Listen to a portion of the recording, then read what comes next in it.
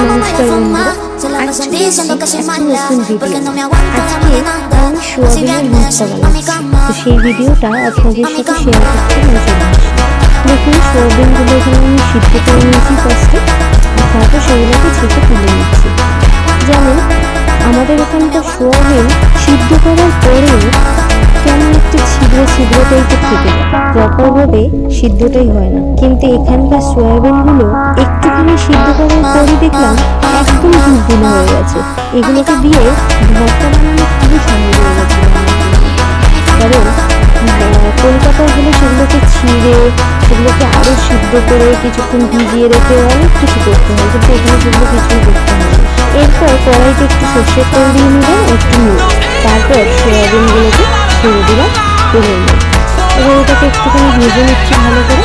আর যেহেতু তেলটা একটু কম দিয়েছিলাম, তাই জন্য একটু নিচে লেগে যাচ্ছিল, কারণ আমি খুব হালকা করে রান্নাটা করতে চেয়েছি।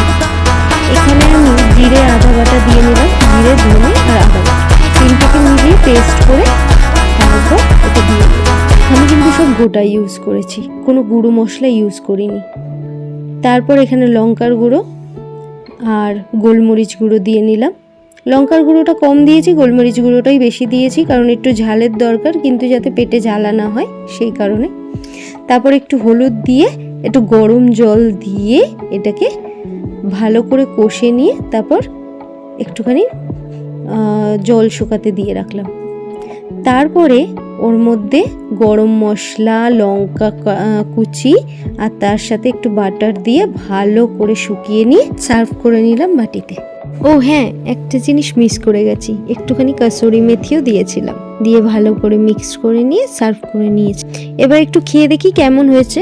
খেয়ে দেখবো কেমন হয়েছে, যদিও জানি না কেমন হয়েছে।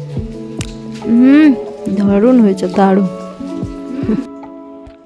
আপনারাও কিন্তু এরকম চট জলদি সোয়াবিনের ভর্তা বানিয়ে একটা লাঞ্চ রেডি করতেই পারেন, আর এটা রুটি দিয়েও খুব ভালো লাগবে। এইবার আসি আমাদের ওয়েদার। দেখুন পাহাড়ের ওয়েদারের অবস্থা, চারিদিকে কুয়াশায় ভরে গেছে। এই এখন দেখছেন তো চারিদিকে ভর্তি কুয়াশা, একটু পরেই দেখবেন এইটা পুরোটাই বৃষ্টি হয়ে ফট করে নেমে পড়েছে। আর এখানকার বৃষ্টি মানে 10 দিন 12 দিন টানা একসাথে বৃষ্টি হওয়া। আবার এক্ষুনি বৃষ্টি এই পাহাড়ে, আর এক্ষুনি বৃষ্টি ওই পাহাড়ে নেই, মানে রোদের মধ্যে যাচ্ছি।